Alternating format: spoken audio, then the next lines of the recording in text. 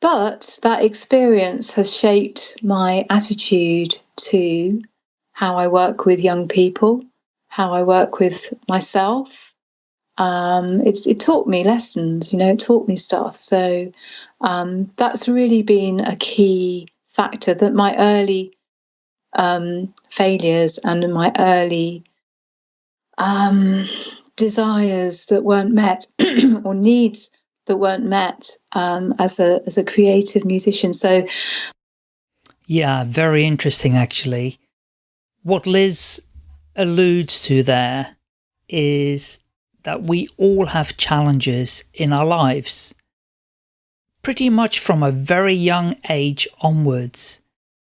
Liz also had those challenges when she was younger, but she confirms what happens to all of us as we grow up. Those challenges shape who we are. And definitely when you listen to Liz's interview, you'll hear all of the challenges along the way. But now, where is she? What has she managed to achieve despite all of those challenges? In the moment, of course, there were horrible challenges, not very enjoyable, very demotivating and very sad. But actually, they were gifts, hidden gifts, to allow her to grow into the person and what she's achieving today. Really interesting interview. Enjoy. Staying Alive UK. Share your story.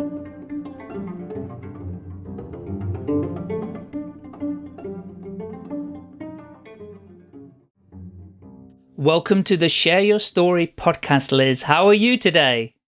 I'm really well, thank you, Michael. Yeah, really excited to be here, thanks. I'm really excited to interview you. We met some weeks ago in Birmingham at a public speaking course and we connected. We had, face-to-face chat in Worcester. And now you're on my podcast, which is just brilliant.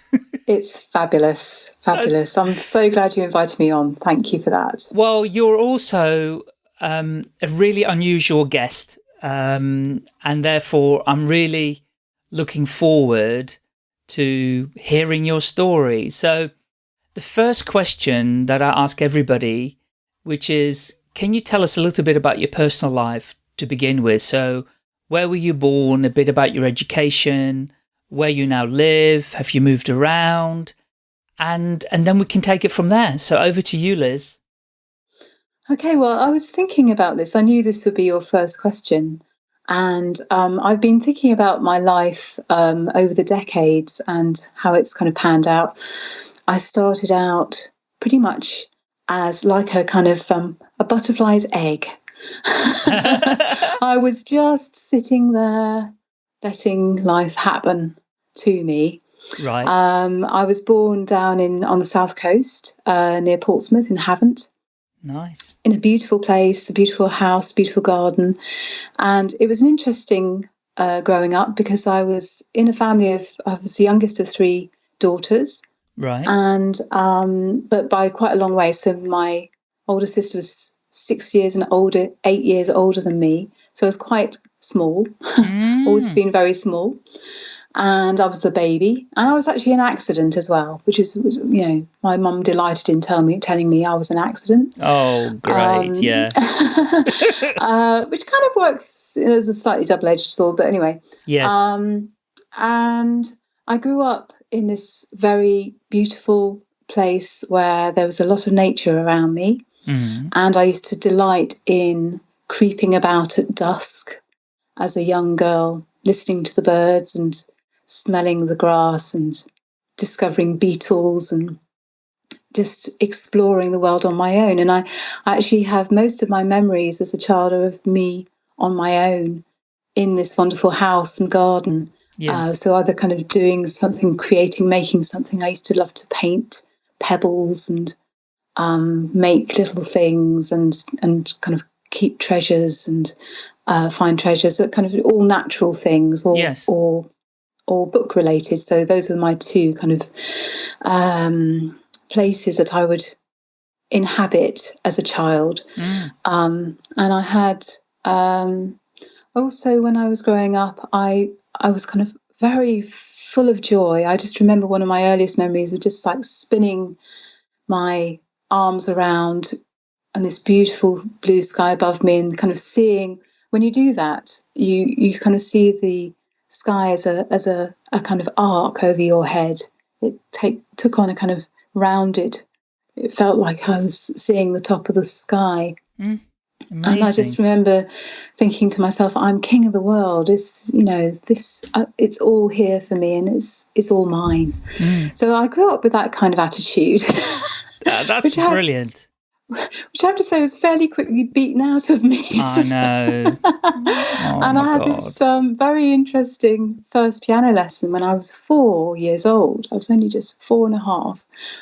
And a very, very bouncy creature with her older sisters who taught them, they taught me all their tricks. So I bounced into this lesson saying, I can already play the piano, and sat down and played chopsticks at the highest possible speed to really impress my piano teacher, who I already admired because my sisters had both been taught by this wonderful lady. Right. And she was a wonderful teacher.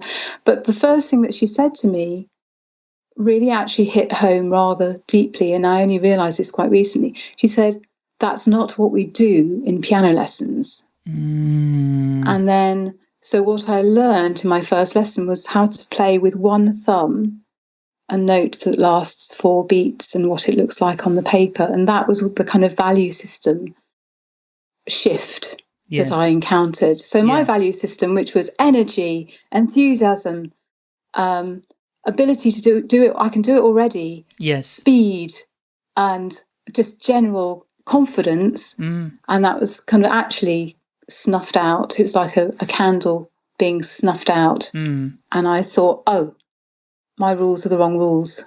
She didn't value any of that stuff. She actually looked quite stern and pretty upset when I did that. So I must never, ever do that again. Oh, wow. And what I must do is to listen to what, because I'm very good. I like to be good. I grew up thinking that was really the greatest thing you could be is really good. Yes. I discovered later that it's actually quite fun to be naughty, but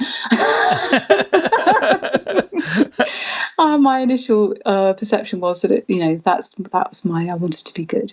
So I wanted to please her. And so I learned that rule that you look at what's on the paper, you decode, you follow the instructions, and you do it as the book says. Yes. And so that's been an interesting start, because I've now discovered, as I've grown older, I've actually kind of been coming back more and more into that 4-year-old pre-piano lesson self to capture that energy and that enthusiasm and that confidence. Brilliant. And that love of life, and the kind of my own rules were actually really good rules. But you were 4 years old when she said that to you? Yeah, I was 4. Wow. Yeah. That's not what we do. I mean, it's amazing that you've remembered. I can't remember what happened to me at 4 years old. Well,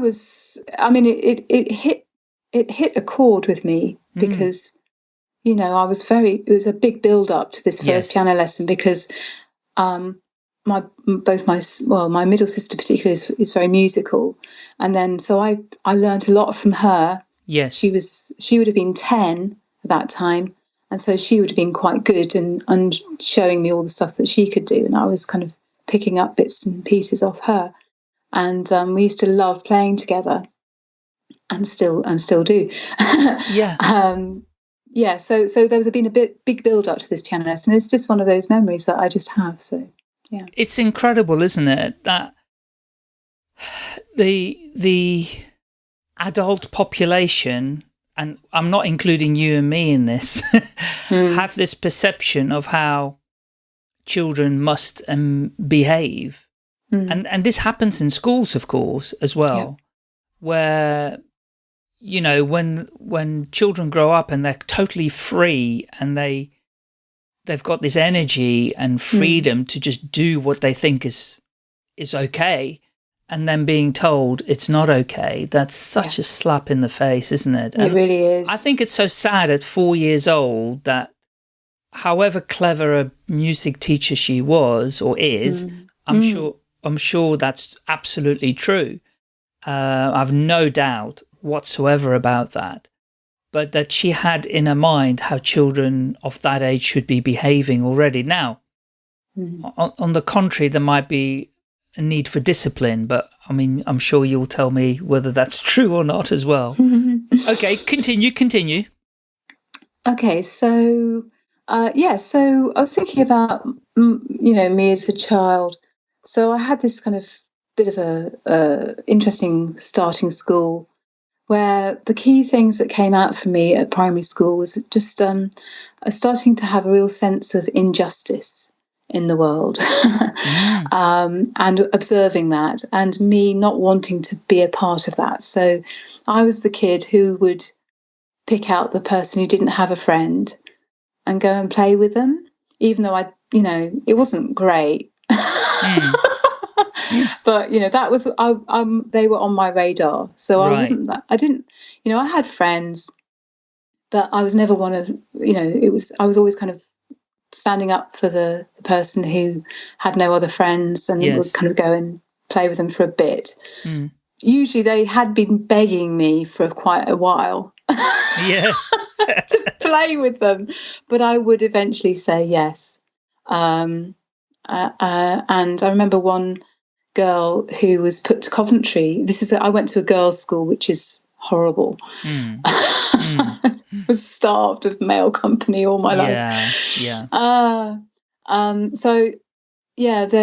They're quite nasty. Girls can be quite nasty when they get in groups together.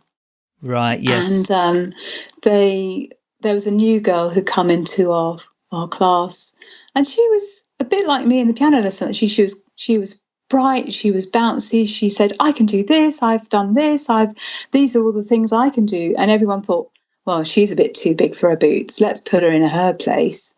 And they put her to Coventry, and they didn't really tell, obviously that means she's in a silent world and she doesn't understand why nobody will engage with her. And there was a moment in the class where she said, oh, I've my pen's run out, I need to borrow a pen or pencil, something like that. Yes. And so the whole class went into silence.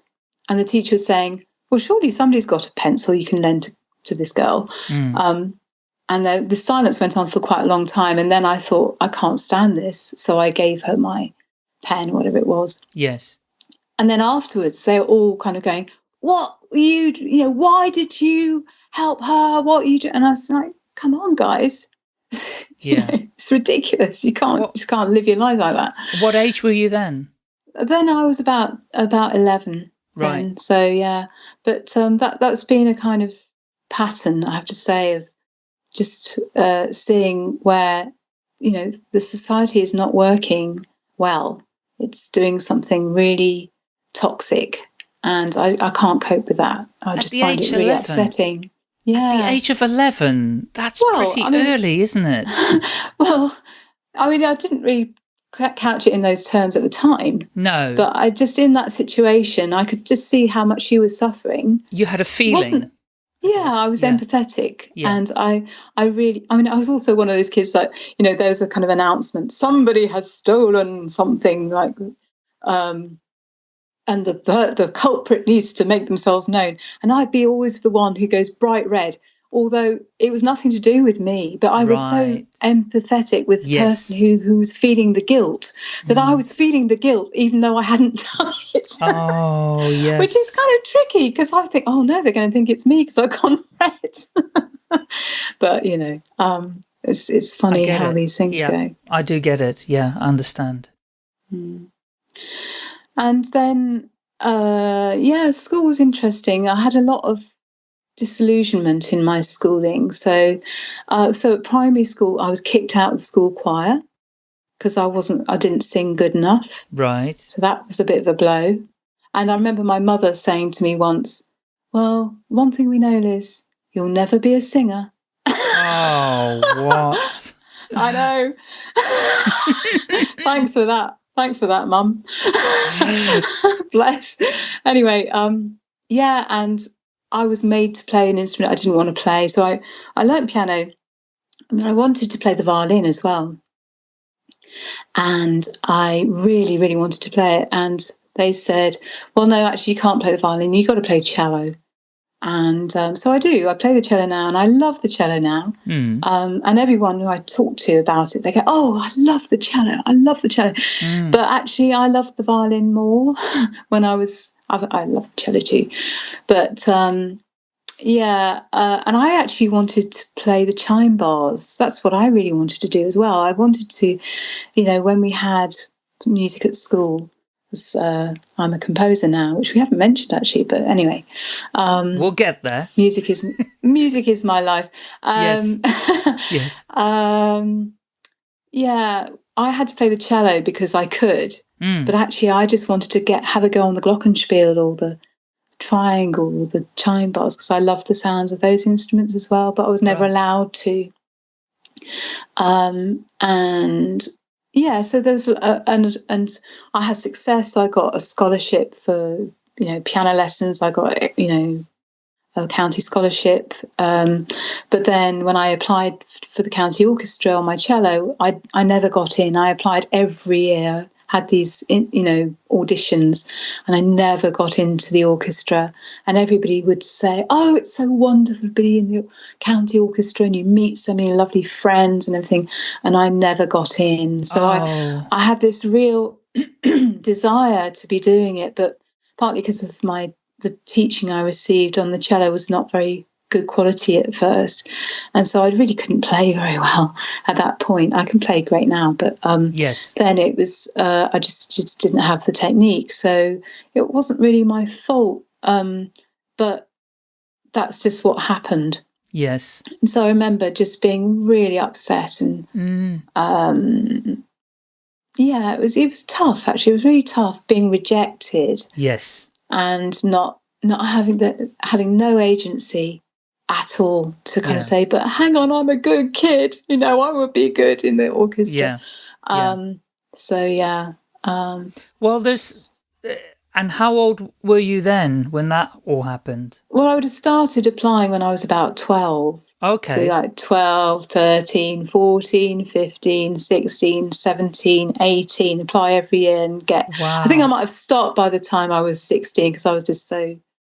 disillusioned. I probably decided I didn't want to do it by then. And I was, when I hit 15, things kind of changed for me quite dramatically anyway. Yeah. Kind of just...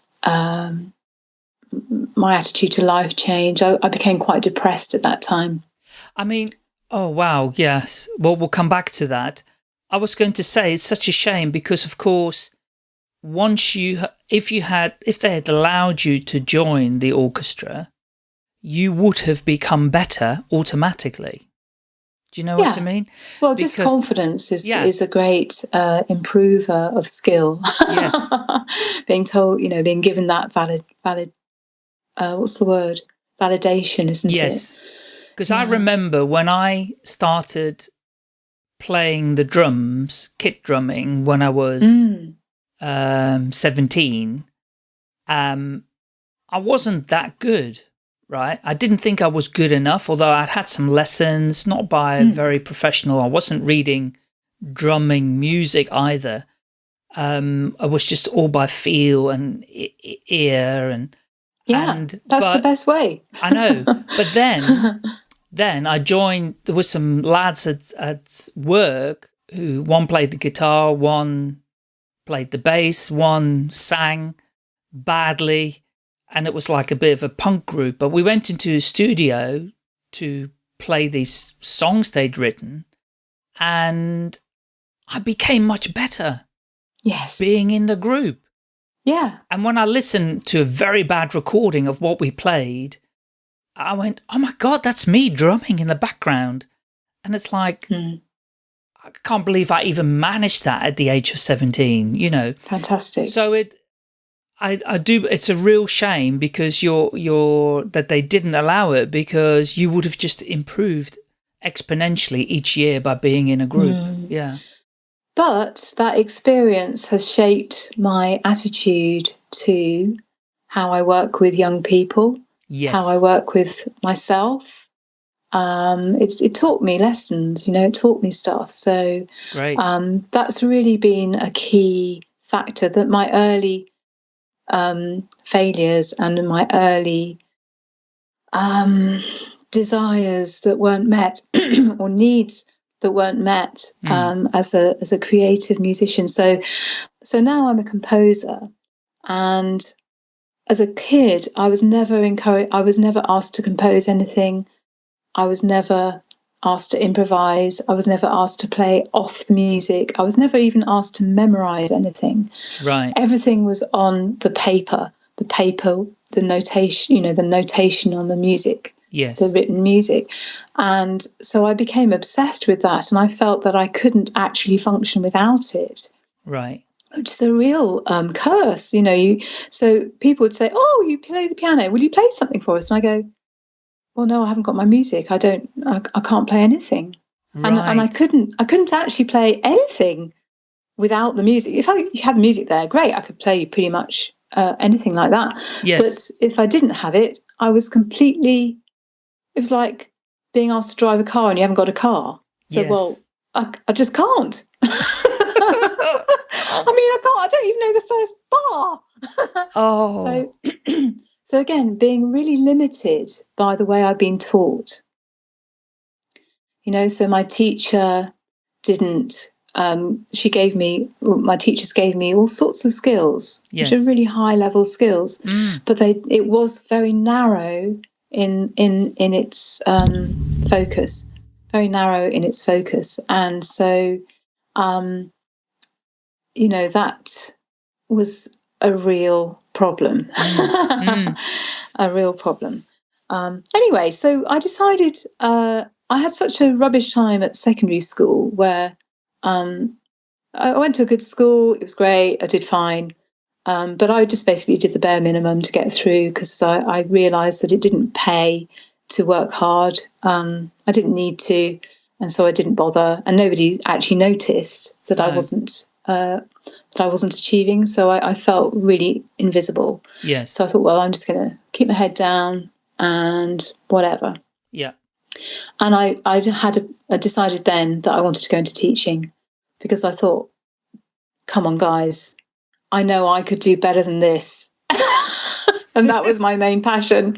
I know I can do better than everybody that has taught me. Yeah. Apart from I had one amazing teacher, but who kind of saw who I really was. But then she retired, so I only had her for about 18 months, which is a shame. But anyway, so then I went into teaching, and that was a really interesting time for me. So I was 21. So this is the end of my egg stage. So I've still been this little butterfly egg. Yes. Waiting, just for the environment to be right. So, okay, I emerged, 21. I'm a caterpillar. Woohoo! I start kind of moving around and munching and absorbing the world and actually engaging with the world in a different kind of way. It's also the same time I met my husband-to-be, and we've been together since then, which is quite a long time ago now. We celebrated our 31st wedding. Is that this year or next year? Anyway, yeah, no, we've been together for a long time. So, and I met him when I was 21, and he has been a key component in the kind of the realization of Liz. Oh, wow. He Good kind of man. Saw that, yeah, he's great. He kind of saw the potential, which God only knows how. But anyway, it was good. Yes. And I started to really realize that I had a voice, and I could complain about stuff, and I could celebrate stuff, and I could change stuff. And so I went to my first teaching. So as a trainee teacher, you get put into a school for just like a few weeks and then whisked out again. So, the damage, whatever the damage is, and you get put in pretty kind of raw, you haven't had much experience. And the first guy I worked with, he was my head of department, had a very dictatorial attitude. And he actually said to me, do you know what, Liz? You're really not cut out to be a teacher. I think you should. This is not the right career for you. You do not have any of the skills that you need to do this work. Nice. And I looked at him and I thought, you're wrong. So I went and complained about him, and his school got taken off, or his department got taken off. Wow. As a training department, because I explained exactly what he was doing. He was basically bullying the children under his care. Yeah. And of course, I came in as a very short 21-year-old and put him in his place. Not much clue. Not much clue of how to actually get kids working effectively at that point. Because when you start, you just start with nothing really. Or I did anyway. I remember just having absolutely no ideas in my head at all. Just there was nothing there. And I was just really running on empty. But as I gradually went to another department in Pimlico School, which was absolutely fabulous place, terrifying and wonderful in equal measure, and learnt a whole load of stuff there. And then met this kid. And I remember, actually, it was only yesterday I told you this story, but I'm going to tell you again. Yes. I met this student who was probably 11. And he was in a class of 30 or so kids, and we were doing something based around a worksheet. So the activity involved them reading the worksheet and then doing some activities with the musical instruments. And I spotted that he wasn't really doing anything, so I just came over to him and said, what's the matter? And I said, what do you need to do? Just look at the worksheet. And, just read me the first question. And he just was trying to read the first word, and he was just kind of trying to make sounds. Yes. And it was obvious that he couldn't read, or was, there was something that's stopping him reading. Yes. Whether he could read or not, I don't know. But I had a busy classroom with 30 other kids. And so basically I said to him, okay, you can't, you're not coping with this, are you? And he kind of showed me that he wasn't coping. So I said, look, okay, here's a keyboard, here's a set of headphones. You go into the corner, entertain yourself, be a good boy, and I'm really sorry, but that's the best I can offer you. And I carried on with the lesson, and then he left, and I don't even know what his name was or who he was. So that experience absolutely rocked me to the core, because I thought, I want to work with that boy. I want to show him how to read. I want to help him. I don't want to be dismissing him and putting him in the corner with some kind of holding activity, and then actually just he leaves the room and nothing's happened. Yes. That's not right. No. So I got my teaching qualification and thought, I can't cope with teaching. It's not right for me. I'm going to do something else. So I actually worked in a pub for a couple of years as a barmaid. It was very interesting work. What people watching and learning how people are. And then I went into office temping, where everybody hated me. Every office I went to, everybody hated me. Oh, no. Because I was just so different. I just had nothing I could relate with, because I'm not really into stuff that other people are into at all. And they couldn't relate to me. I couldn't relate to them. And then eventually I got a new teaching job, but I decided to go into primary, not secondary education. So I trained to do primary, I trained to do secondary. Yes. And then thought, I actually want to teach people how to read and write and how to make them feel better about themselves. Right. As learners. I want to teach people how to learn, because I really felt I'd never been taught how to learn. I was really not helped how to learn, which is a key skill if you want to get ahead. So that's what I did. And I found a beautiful school, and I kind of cut my teeth on a really lovely class of 5-year-olds, and we had a complete ball. We had such fun, and they tolerated my inadequacies as a teacher at that time, because I just really had no idea what I was doing. And we muddled through and we had a great time. And then I was settled into that job. And then my husband got a new job in Birmingham. And we were in London. We had a great life. We had great social life. We were in 2 or 3 choirs. We were singing. I was singing all the time. I sing a lot, Yes. by the way. I sing a lot. And I loved all the people. They were really close friends. And then at the same time, my mother was really ill and she died just after we moved to Birmingham. So I arrived in Birmingham. I had no job. My mother had just died. I'd lost all my social contacts. I had no music activity, and I was kind of grieving my mother. And I had this really dark time where I had nothing, absolutely nothing, and was applying for jobs, and eventually got myself a new job in a horrible school. In a horrible school with a horrible head teacher who said, he pulled me in for a meeting. He said a whole load of stuff. And I said to him, it sounds to me you have no trust in me as a teacher at all. And he said, yes, that's right. Oh my God. So I said, oh, wow, that's okay, fine. Okay, at least we know where we stand. So well, you read it right anyway. Yeah, I did. So I got out of that job and he refused to give me a reference. And I said to the new head, oh gosh, my head teacher won't give me a reference. He said, oh, don't worry about it, Liz. Just come. It'll be fine. And so I then found this amazing school where I was there for 10 years and we had the most fabulous time. And I just realised all sorts of fabulous things with the kids and put on shows, and we did lots of drama and lots of music and lots of creativity. And then I kind of got to my mid-30s, so I'm still a caterpillar at this point. I hope you're keeping track of this. I am. I just want to ask a quick question. Yeah, go on. Give you a chance to have a little drink. Yeah.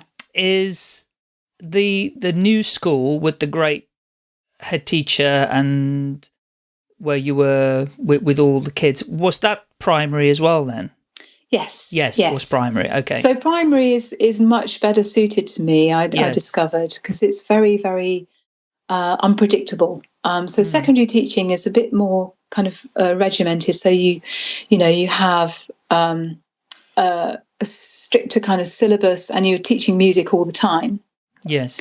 In primary, I was teaching everything, and we had music was always part of our day, but it was not. I was teaching everything, and I love that. I'm a real. I'd like to say polymath, but I think of myself like a pebble bouncing across the sea of knowledge. I never go too deep.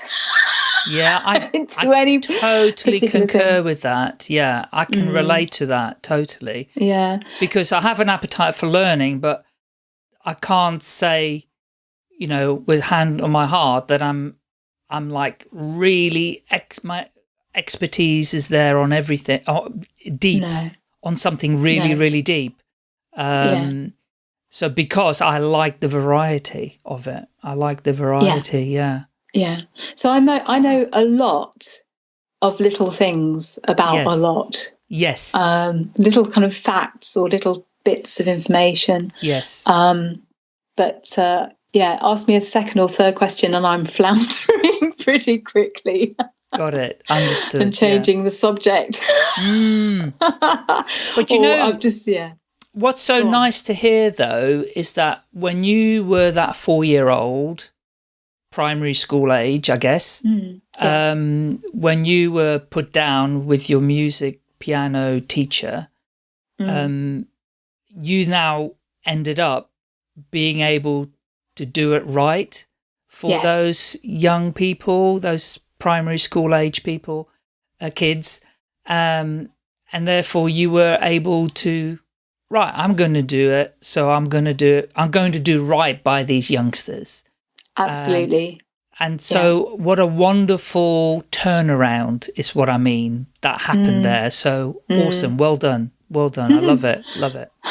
And it continues on because I got into my mid-30s, and one of the things I'd kind of grown up thinking, because you grow up with a kind of perception of what your life will look like when you're an adult. Yes. So I had this perception that I would have a family and I'd have loads of kids and I'd be a mum. And that was really my aspiration. I wanted to be a teacher and I wanted to be a mum. And so I did the teaching thing. But I didn't get the mum part because my husband already had a family. So I've got wonderful stepchildren who are, when I first met them, they were like 12 and 14 years old. And I have a great relationship with them. So they're like my kids. But obviously I did want to have my own child. Yes. And that just wasn't, it just didn't turn out to be possible. No. So I kind of realised that in my mid-30s. And having done 10 years of teaching, and after about 10 years, you've kind of, I felt that I'd done all the kind of stuff that I'd set out to do. Yes. And I started to go a little bit stir crazy, and I was feeling very like I was facilitating everybody else. Everybody else was having a great experience, but I wasn't. I had other things I wanted to do with my life, and I kind of could see the decades rolling out and me just doing the same thing. Yes. Year on year. And so I decided, I talked to the school and decided to take a year out of unpaid leave, just take a year out and have a kind of gap year, which I'd never had. And I thought to myself, well, I know I'll do organic gardening because I love being outside and I like gardening and stuff. And so I talked to my husband and he went, "What? Liz, no." I went, "What? What's the matter?" And he said, "Well, the garden, well, yeah, okay, but Liz, you're a composer." I went, "Really? Am I?" He went, "Yes, you are. That's what you do." I said, "Do I?" And he went, "Yes, the garden's full of weeds because you just never go in it. And what you do is, you sleep for a couple of days in school holidays, and then you start composing for the choir that we were in, or we had little vocal groups that I used to write for." I went, "Do I? I suppose, yeah, I suppose I do." I said, "Well, do you think?" And he said, "Yeah, what you should do is go and do a master's at the conservatoire." And actually, that's where he was working at that time, at the Birmingham Conservatoire. Right. Which is now the Royal Birmingham Conservatoire. Yeah. And it's a wonderful place. And I said, "Well, no, my stuff's not good enough." He said, "Don't be ridiculous, just apply." And so I did, and I got a place, and I found myself doing a master's in composition, kind of rather shaking my head in disbelief and thinking, gosh, okay. And I'd only written for voices because that's what we were, that's where we were. And so I'd never written I never composed for instruments. And so I just started doing that, and suddenly things took off in a massive way, and I just put things in for competitions and won them all. And got professional performances, like immediately people were picking up on my work, and immediately I got kind of recognition for my work as a composer. So the first piece that I wrote is called Images of Trees. And that's been a really successful piece, and it's led to all sorts of other experiences. So it's led to me now, I've got a double CD out with all my chamber music, where that's how I met the Fitzwilliam String Quartet, who I have this amazing relationship with, ongoing relationship with, of creating new music. And so really interesting. This is incredible. What made you choose that particular course? Well, it was an excellent course. It was actually the only thing available because I lived in Birmingham. Yeah. It was also, my husband worked there, so I knew the people there quite well as friends. Right. My husband's colleagues. So I knew the head of department. I knew all the staff there. And I got given a fantastic teacher, Philip Cashion, who is now, he actually runs the composition department at the Royal Academy now. Right. And he was just in Birmingham for about, I don't know how long he was there, but I just caught him, and he's a really great teacher. And he gave me a lot of confidence in my work, and he really supported me. So, and he actually said to me, "Okay, Liz, you've had this year out. Don't go back to the day job." And I said, "But I love teaching. I love my job, and that was always my plan. I always wanted to go back." He said, "No, don't go back. Don't go back. Do a PhD." And I said, "What? Are you joking? I don't want a PhD. What a stupid idea. But people like me don't do PhDs. That's ridiculous." Anyway, I did a PhD. Oh, wow. And it was a part-time, so it took 6 years, and it was a fantastic experience. 6 so I years, had 6 years to really go deep. That is some commitment. Well, it was, but it was because it was because I knew I had 6 years. Yeah, that was the plan. That was always the plan. It meant it actually took the pressure off me, and it allowed me time to develop my voice and to explore and to build a whole body of repertoire. Yes. And also to be able to use the resources of the university, yes. which was fantastic. So being a student is just the greatest. People do stuff for you when you're a student. If you ask them, "Can I? I'm a student. Can I come and sit on rehearsals, or can I come and shadow? You doing stuff, or can I just kind of come and help out in some way?" They always say yes, because you have that kind of validation of your university and your department. Yeah. So it's a fantastic, and one of the things I did, I actually contacted the local contemporary music group, Birmingham Contemporary Music Group. I call them local, but they're actually internationally award-winning group. Yes. And I just phoned them up and said, "Oh, hey, you're doing really amazing stuff with young people, and I've got a teaching background, and I'm doing I'm a student. Can I just come and sit in on one of your projects, please? Because I'm really interested to help out and just see what you do and learn a bit more about how that works, because I'd only worked in schools before." Yes. So they said, "Oh, great, yeah, come along." And at the end of that project, Nancy Evans, who runs that learning and participation program, she said, "Oh, God, Liz, you were great. I want to give you some money because you did a whole load of stuff on that project." I went, "Oh, okay, oh gosh, thank you." Wasn't expecting that.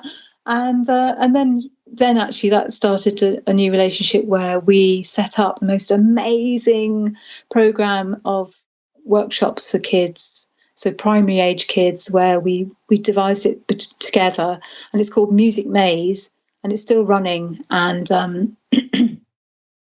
it's just the most fabulous, like a day-long workshop about every month at the weekend, where kids just turn up, and it doesn't matter whether they've got grade 8 or they've never picked up an instrument before in their lives. We run these amazing workshops where they compose, they create, they learn how to play stuff, and they work alongside professional musicians, and every time something incredible is created just on the day. It's just magic. Wow. So that all came out of that, kind of just me as a humble student, just kind of making a call. So yeah, that's a good strategy to do. But to move the story on, what happened next? Well, I've got my PhD. I became a kind of freelance composer, but I was doing a lot of lecturing and workshopping, and I set up a new organisation for severely physically disabled adults, with some special technology called Soundbeam, which is means that you can play without having to touch something. So it's quite clever, but I won't go into the details of that now, but people can check out what Soundbeam is by looking online. And I set up this amazing project, got a massive Arts Council grant to lead it, and became a director of this project, where we were working with fabulous individuals in the Birmingham region. But my organisational skills weren't I had never directed an organisation before, so I actually wasn't very good at that. I was very good at training. I was very good at working with all the people on the project. I was very good at putting on shows, and I was very good at all sorts of it, but I was absolutely rubbish at managing and actually dealing with the budget and actually selecting the right kind of administrative support and getting the right infrastructure in place. And what happened is we had a great project, but actually I became really ill. Whoa. And I actually really ill. Oh. So to the point that, interesting, I was working with a lot of people who were wheelchair bound. Yeah. I actually lost the use of my legs. Yeah. My legs became rigid with tension. So I was holding the whole of this project. I was taking on all the responsibility for myself, and I didn't realise that I was actually really needed to get some expert help, and I needed to offload some of this stuff. And I believed I could do it all. Of course. I believed strongly that I was Superwoman. Yeah. Yeah. And I had, because I am capable and I am clever and I am, I can do all this stuff. But I didn't realise that nobody can actually do it all by themselves. You've got to get support. Yes. And I didn't have any kind of health or awareness. I wasn't doing any exercise. I wasn't thinking about my diet. I wasn't taking time out. I was working. So I went on a holiday where I took my laptop and I was working every morning. I was in America and I was putting in funding applications and really stressing about it because it was deadlines. And, so the holiday was actually working even harder. Yeah.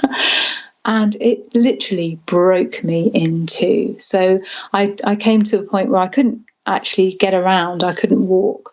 I went to NHS and she said, I advise you to stop trying to walk, Liz, for 3 months. Oh. Which is an interesting one when you're running a project and you're leading. I was lecturing, I was leading projects left, right and centre. And I would turn up and I'd think, I'm not quite sure how I'm going to get across the room. I'm standing here leaning on a table and I need to get across to the other side of the room for some reason. Yes. And I don't know how I'm going to get there without crawling. Oh, wow. That's how bad it was. It was really bad. I just couldn't move. So basically, I had to stop everything. I had to, so I started getting help. I went to acupuncturist who was brilliant. She recommended yoga. That was brilliant. She recommended osteopathy, which was kind of did something. Yes. And then I was recommended psychotherapy, which was fantastic. And through the psychotherapy, I was shown how I could just remove myself from all this. So I was still trying to manage all of that stuff. And it was with the psychotherapist that she said, what would happen if you didn't have to go to Birmingham ever again? And I just couldn't cope with that idea because I was so invested in it as a person. It was kind of who I was. Yes, of course. So, yeah. But it's really interesting, though, just to reflect on what happened there. It's really interesting what happened there because I truly believe it happens to most of us in those kind of situations where you're so invested in something, it's part of your identity. Yes. You could never imagine doing anything else or not being involved with it. Yeah. And to think that you've got to let it go is just letting go of something of yourself. It's really tough. Of course, it's really tough. Yeah. Really tough. I really struggled. I really, really struggled. I just couldn't believe that had happened to me. Yes. I thought I was so on top of everything. Yeah. I really thought I had it sussed. And then I suddenly realised, I looked in the mirror, or I don't know I didn't look in the mirror, but it became clear to me that I had not got it sussed at all on many, many levels. I just had not had any understanding of what I was going through. And I actually, the psychotherapist, she said, when I described the project I'd been running, and she said, well, look, you were actually, she said, the image that I'm seeing of you is actually you walking into a war zone without any protection. So you've got no armor. You've got you don't even realize you're in a war zone. You're in a dangerous place. Yes. I was actually doing some very in-depth research with some of the individuals on the project. So hearing their stories and listening to hour upon hour of all their stories of things that had happened in their lives. Yes. Which had been very, very difficult lives. And these were really incredible people. And we did some really useful research, but I had no realization that when you're working with people like that, so a therapist has a support structure in place. They have somebody who they can go to kind of say, oh gosh, I had a really heavy session. Yes. I didn't realize that I was actually taking it all on. Yeah. I was actually, I was told there's such a thing called as transfer. So I was actually taking it on. I was taking on all their stress, all their stories, and physically. And that's totally... And mentally, physically and mentally. Yeah. And that's totally understanding when we think back, you at school, at a very young age, you had that empathy for other children. So that, and when you said, oh, I used to go red when somebody was accused of having done something. Yeah. And I always took it on as my own. Yeah. And that was the indicator. So what you did, you didn't only take on the mental issues, the emotional issues of those people, you also took on their physical issues as well. Yeah. Yeah. So that was a pretty difficult time. And I mean, I have to say I wouldn't change a thing. I would not change a single moment of what has happened. I really, because I've learned so much from that experience, both from, doing the project. I wouldn't change a thing because I've learned so much. So you learn from your mistakes, or, they weren't mistakes, but you learn when things don't go right. It's a learning experience, and it's actually a really rich resource. And I've realized now that when things go wrong, that's when things get really interesting, because that's where you start to learn and to shape and think more deeply. When things are going right and easily, there isn't a lot of thinking to do, really. You just get on with it. So, yeah, I'm really interested in that thing where you might hit a bit of a crisis. And it's something that can be quite informative, I've found. Yeah. Yeah, most definitely, because it's in those moments where you grow as an individual, especially once you have the opportunity to reflect on it. If you're not able to reflect on it, you just stay, stressed out, I guess. You live a life where things that feel unsatisfactory, things feel difficult, and there's no, you almost become, you give up. You give up on trying to find a better way, because there is no other way, because this is your life. Yeah. So, if I hadn't had that kind of health crash, I would have carried on in that kind of same way, where I was, burning the candle at both ends. I wasn't looking after my physical health. I wasn't exercising. I wasn't resting. I didn't know how to relax. Yeah. Although I thought I did, but I didn't actually really know how to relax. I didn't know anything much about meditation, although I thought I did. I'd done a little bit, here and there, but I didn't really have it as a part of a daily or weekly routine. This is where I have just turned into a chrysalis, and everything is being mushed up. All all the caterpillar energy, that moment when the caterpillar has to turn into the chrysalis. Yes. It must, and everything hardens off, and then everything turns into this soup, and everything gets the soup is kind of soupy for quite a while, I think, inside the chrysalis before it starts to reform. So I was in that kind of dark place, trying to work out which way is up. Yeah. Or which way is anything, and who I was. My whole identity had been ripped away from me. I felt I became really quite depressed. And I couldn't move. I was diagnosed with arthritis really bad arthritis in my left hip.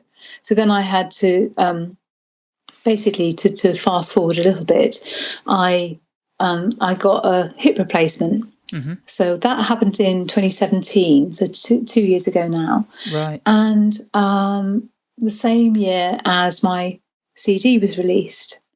So I was still pretty much, going through the internal chrysalis soup stage. Yeah. But I was able to compose through that time. So I wasn't really able to function in any other way. But I was able to compose, and in fact, I kind of hit on a really big piece, which was recorded for the CD, and that's actually the starting point for my new project now, which I'm really excited about. Yes. So I wrote this big piece, which I was actually commissioned to write it in 2010. Right. And so that's quite a long time ago. I finished it in 2016, and I had become ill in 2014.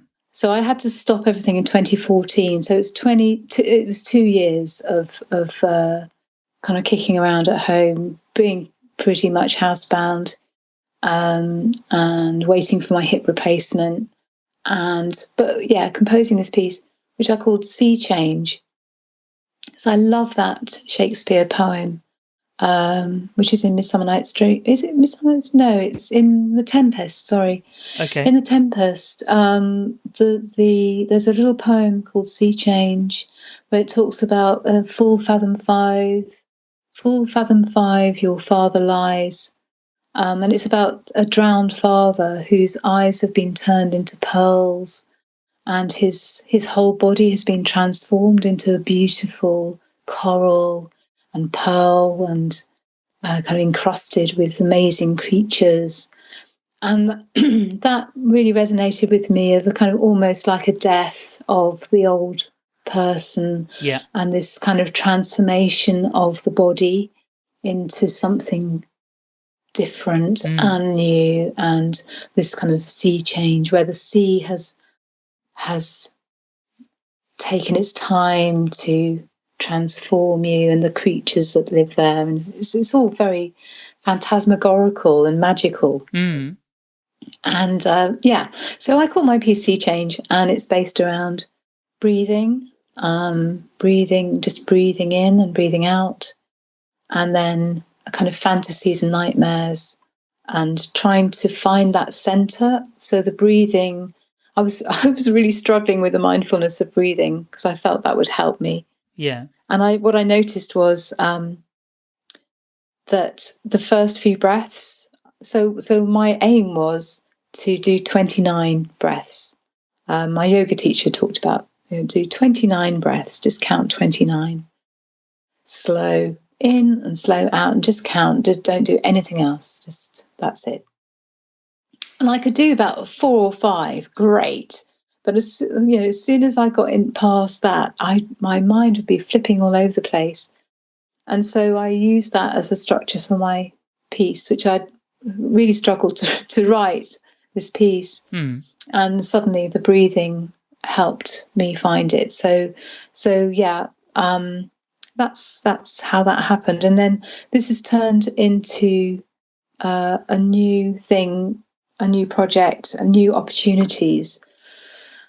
So I reckon I'm now I think I've just emerged as the adult butterfly out of this chrysalis, because things have really started to change. So I've definitely got all the kind of stuff that I need now. I've got the really fancy antennae and I've got the beautiful wings, and I've got the kind of funky body, and I know I'm going to be able to fly pretty soon now, but I think I'm still kind of pumping up the wings. Right. I don't know if you've ever seen it, but I watched a dragonfly emerge from the chrysalis, and it kind of pumps air through into the wings, and it takes quite a time for that to actually come through, and then the wings have to dry in the sunshine. So I feel like I'm kind of drying my wings, kind of waiting to really take off with this new idea. Yes.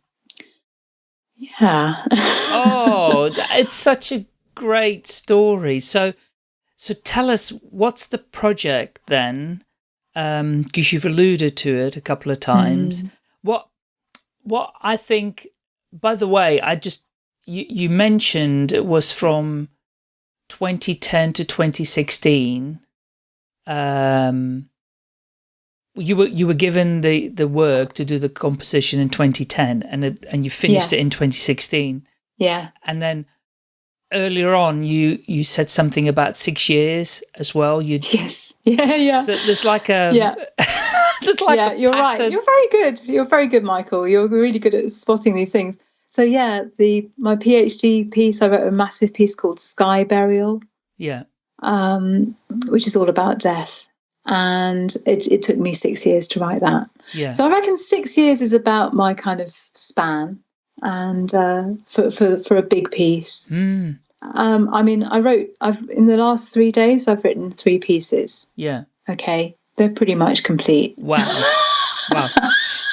So I can write things quickly, but if I've got a big idea, I do really go deep into it. Yes. So, and that's really interesting, because that contradicts our flitting around stuff. Yes. So when you go deep into it, that's really amazing. But there is something very significant about the numbers 3, 6, and 9, and they're kind of they're my favorite numbers, and they're everywhere in my life. The 3s, 6s, 9s, my birthday. There's lots of 6s and 9s in that. So there is something significant about those numbers in terms of, I don't know, but there has been research on the number 9, even mathematically. It's also a G for gratitude. So there is a lot of significance around that. And of course the 6 is an opposite 9, and yes. And reading through some of your biography, there are things in there. I saw a 3 in there somewhere, quartet number 3. Yeah, that was a big one. Yeah, so fascinating. I'm sorry, I'm just picking up on that, but yeah, it's really interesting. So okay, so the project, tell us. Okay, so let's see. Last year, I got an opportunity to join a new scheme of supporting, I was going to say new artists, and this is crazy because I've been doing this for 20 years now, okay? So having been doing this for 20 years, I applied for a new artist scheme, which I have to say was tricky because I thought, I'm such a fraud. Anyway, I got on the scheme, and it's been the best, most amazing opportunity. The scheme is called New Voices, and it's supported by Sound and Music, which is a charity for new music in the UK. They're a fantastic organisation, and they've been giving me 18 months of support and money, expertise, access to all sorts of different people, and advice to really kind of realise my dream. So I kind of set out what my dream would be, and I've always wanted to work in dance and with dancers, and I've always felt my music is very dance orientated. Yes. And I just never really had much opportunity to to work in that field. So I said, okay, I want to work with dancers. So that's kind of where it started. So I'm now working with dancers, and I've got the most fabulous choreographer who's just stunning. His name is Dane Hurst, and he is originally from South Africa. He's now living in Britain, and he is just the most remarkable dancer and choreographer. And his background is very difficult. He grew up in quite a violent area of one of the townships in South Africa. Right. So, and then he was kind of plucked out. He was kind of talent spotted by Rambert when he was a teenager. So he got plucked out of this kind of, as I say, difficult upbringing. And dropped into the Rambert dance company, and which is such a completely crazy world. So he's very passionate about empowering others, right? And he has he's got an amazing project that he is director of called the Moving Assembly Project, right? Where he takes dance opportunities out to the poorest of the poor kids in South Africa and in Brazil. Mm-hmm. He's been working in Port Elizabeth in South Africa and Recife in Brazil to get people dancing, get the kids dancing instead of doing drugs or shooting each other. Yes. And so that's where he's coming from. And so we've started working on a piece that is inspired by poetry that kind of describes a kind of breakdown and somebody who's very isolated and feels like they aren't. They're searching for their own voice, and This is the kind of starting point for this for the whole project. And it's called Scintilla, and a scintilla is a word I came across from Jung. Actually, I was reading the potted history, not the proper Jung, but I was reading the introduction to Jung. Yes. But with some wonderful insights there. And scintilla is a word he uses to describe a soul spark. Wow. And I love the idea of a soul spark, which is something that's hard to capture, and it's quite fleeting possibly, but it's something that really connects with the real true kind of core of somebody's soul. So I've called the project Scintilla because that's what I'm interested in doing, actually really connecting with the core of what it is to be human, mm-hmm. what it is to be alive. And my focus for the project is to look at isolation and how we can express isolation, how we can show isolation through dance and music, right, and through poetry, and actually to kind of go there, to go into that isolated space. And that's where we're starting from. But we're starting with kind of high art, it's contemporary music, it's live electronics, it's very kind of, the kind of thing that a lot of people will probably think, oh gosh, that's going to be too heavy for me. Whoa, give me something that is a bit more kind of easygoing. But that's kind of where we're starting from. Right. And we're creating a really high art product, like a show mm-hmm. that you can go and see.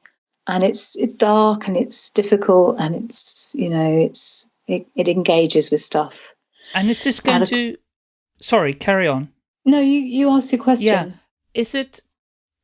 So is it going... So loads of questions come up. Have you composed the music for it already? Yeah, so the sea change music, I actually have taken that into this new form. Right. So I've transformed that music. So there are melodies and harmonies and kind of ideas from that music that I wanted to carry on because they were big ideas for me. Yes. So I've taken that and put it into a different context. So I've got a clarinetist who is a live musician on stage with the dancer, and then I've also got a live electronics with a design by a digital artist, James Dooley, who's amazing, where he kind of amplifies the whole thing so it becomes really surround sound and really kind of incredible experience, like immersive experience of sound. And then I can't remember what the question was now. Well, it was you'd already composed the music, basically. Oh, yeah. So the music exists. So the music exists. So we've actually done a couple of performances. One, the most recent with Dane dancing, and so we've performed that in front of a small audience, and we're developing that, and we have it on video. We have it filmed, so that will be being released soon. And I'm working with a filmmaker also. I'm working the filmmaker to document the whole of this creative process, because I don't know where we're going to end up, really. Yes. Where I hope we will end up is with an amazing show that you could come to, where I'm building in. So what I've been writing recently is actual folk tunes. I went to a great folk night the other night, and I was really inspired by the folk music. Yes. And I thought I need some kind of just easy music to kind of layer into this more complex sounding music. Yes. So I've been writing folk melodies, and I've done that in the past with other pieces, and I just love working in that idiom. And I've got a little harp, and I kind of make up these little songs that I sing to myself with my little harp, and it's just an absolute joy. So I'm building, creating new material that will layer into it as well. But my other dream is that I actually work with people who are isolated themselves for whatever reason. Yeah, just people who feel isolated, and to actually work with them to create their own creative input into our piece. So kind of sharing authorship with them, giving other people agency, because I know how it feels to not have your voice listened to, to not have it. And I know how it feels to have it. And I really strongly believe that everybody, if you're a human being, you've got music at your core, and you can create it, you can make it, and you don't have to be able to do it yourself. You can tell somebody else what to do, and that's what I do as a composer. I don't perform myself. I never do. I'm not a performer, really. I get other people to do my ideas, and they're brilliant at it. Yes. So as a composer, you have the whole world there. You can perform if you want to, but you don't have to. So you've got everything, all the resources are available. So that's my dream. And I actually want it to really change the way people live their lives, so that it becomes normal for everyone to just make stuff up and to make up tunes and to share them with each other and to just kind of have fun and to dance about and to use your energy and to share emotions and all the things that we kind of knock down in the workplace where you're not supposed to do that kind of stuff. No. And I'd love there to be, as well as a lunch hour, I'd love there to be like, I don't know what we would call it. We'd have to think of a great name. Maybe somebody can suggest one, kind of comments on the podcast. Yes. But we need a great name for, like, instead of a tea break, we have an art break or a create break. Yeah.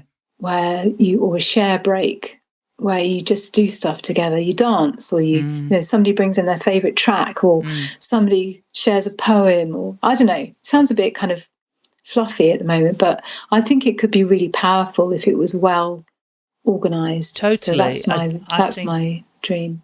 It's a wonderful dream to have, and it's a dream that I think could become reality for sure.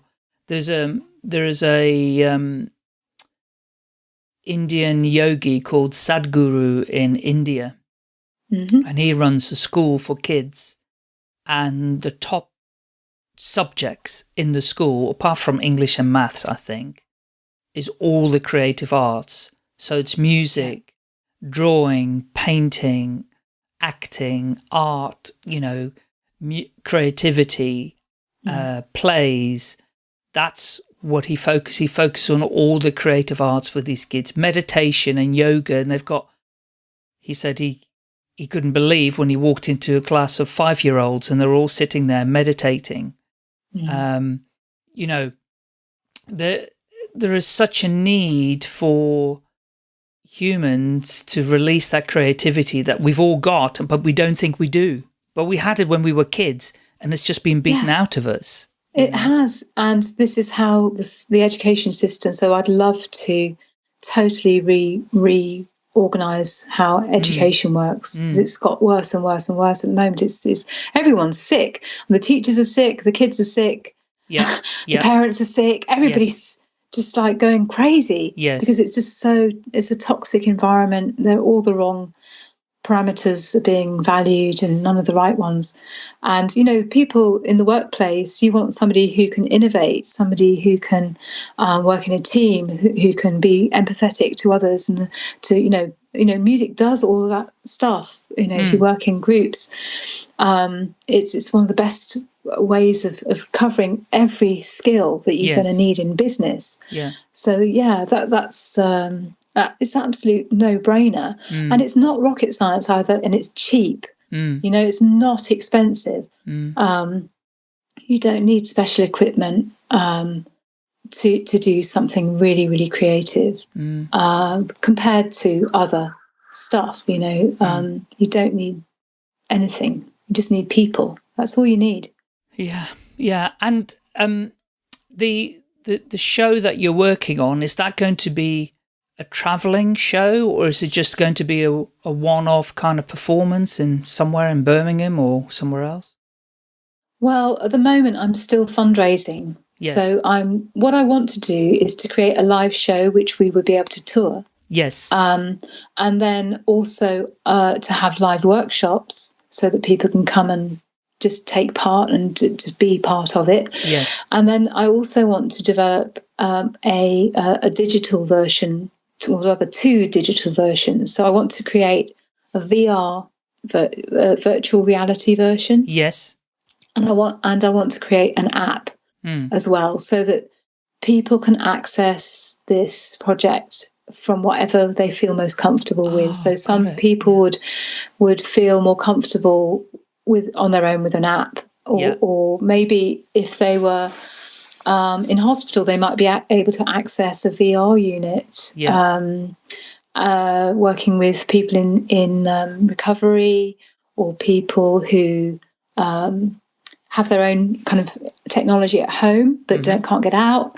You know, so that they can actually access a community of creative, you know, a living, breathing, changing, morphing, multi everything project.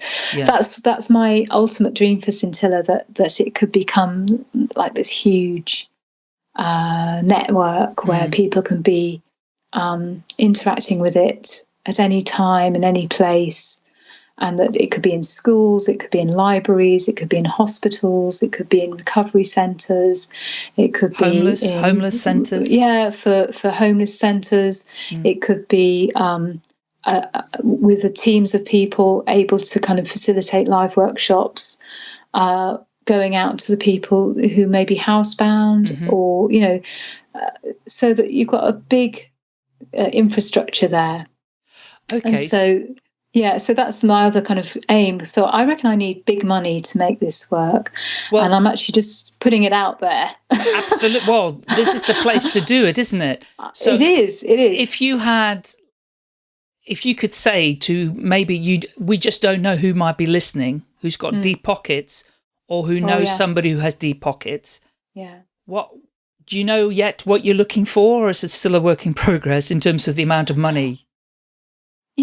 Well, I reckon to get the kind of prototypes made up and to build the infrastructure of the project to kind of be able to kind of hit the road running and say to people, right, we're ready. I think we probably need at least a year to get everything in place, maybe more. And I'm just starting those conversations with the app designers and the VR. Literally, I've had the first conversation with a VR designer who's amazing, and she's going to be incredible to work with. But I reckon I'm aiming for about 3 million to just get it up and running. And since January, I have managed to raise about 37,000. Yes, brilliant. In terms of cash. But as an artist, I can only access funds that as an individual artist. I don't run. It's not a company. I'm just running it as a sole trader. Yes. Yes. Or an unincorporated group, maybe. We haven't even formed an unincorporated group.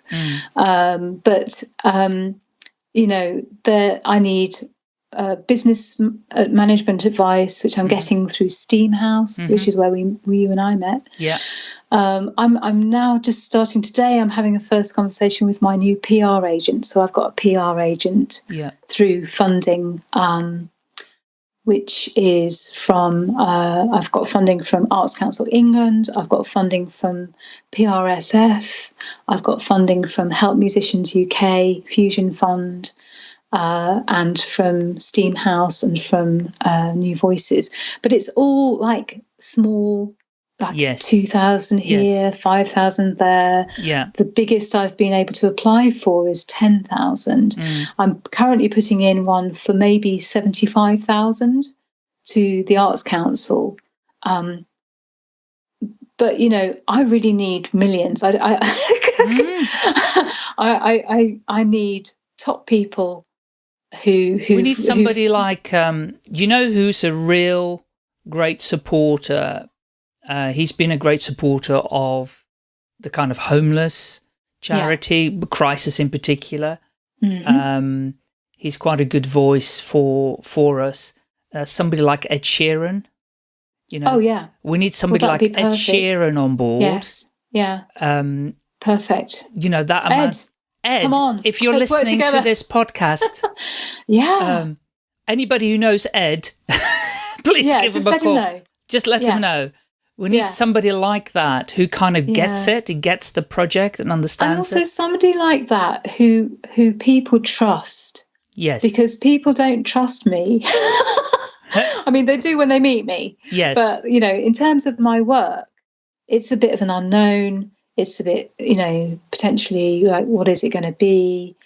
Because I'm kind of working at the other end of the spectrum in terms of, I'm really pushing it. In terms of the material that I write, I can write really nice, beautiful tunes, and I do. But I'm interested in really pushing to the extremes as well. So, but somebody like Ed Sheeran, who is writing music that people just love, and they get it, and they really connect with it. Yes, and to have that kind of comfort zone, so that you can kind of go into that comfort zone, and then you can come away from it, and then you can go back into it again. Yes. But kind of moving in and out, it allows you to explore the difficult. So I'm interested in the difficult conversations, and music allows you to explore, and dance and poetry. They allow and visual art. They allow you to explore those difficult areas of life where sometimes the verbal stuff it's too difficult to talk about. I agree. And, I agree. That sometimes you just can't speak it. You can't say it. I still struggle with saying particular things, but I can write it. I can compose it. I can put all that pain, all that grief, all that loss, all that sorrow. Yeah. I can put that in. Yeah. And then in a way that people can connect with it, and it's cathartic for both the listener and the composer and the musician, and everybody gets a release from it, or maybe can start a conversation having heard something, or so on. Yeah, fantastic, Liz. Sounds absolutely brilliant, and I'd love to keep track of how it's progressing, and it's not going to take 6 years, I know that. It's going to be quicker. And well, I started thinking about this about 4 years ago. Okay, so we'll be then. It's probably it will end up then being, but I'm saying from this point forward anyway. Yes. Yeah. No, I think we're well on the way now, and it's just like you say, we need to can you help us, guys? Yes. We need help. If you might be support in kind. If you've got expertise or if you've got a passion to get involved, just to get in touch. My website is there. Liz Johnson. Just look up Liz Johnson composer. You'll find me. And let's work together. My God, let's make it happen. Are there any other links you'd like to share where people can find you or hear your music, your compositions? My album is on Spotify. Right. It's called Intricate Web. Right. Intricate Web. And there's a whole stack load of music there. I would challenge anyone to not like every track. Yeah. I think there must be one track on there that everybody might like. Yes. Possibly. Yes. That might be a bit of a big claim. But there's all sorts of stuff on there. Brilliant. And I've got a blog on WordPress. So Liz Johnson composer will let you find that. And it's all out there. Okay. But if the best way to support me, if you're interested, is to actually, buy the album. Don't go through Apple. Buy it from Divine Art, because otherwise I don't get any money and neither do they. Yeah. So Apple and all the kind of big, what's the other one? Amazon. Don't use that. No. Go to the label. Go to Divine Art. Okay. You can download it from there. And then I get paid a little bit, and then they get paid a little bit for all their investment. Okay. Which would be very nice. Thank you for folks for doing that. Yeah, and that's a good suggestion, because if people want to support the artist properly, then that's the way to do it. That is the way, because honestly, I got my latest, latest royalties check, which you get through Spotify and radio broadcasts and things. So 80 quid for the quarter.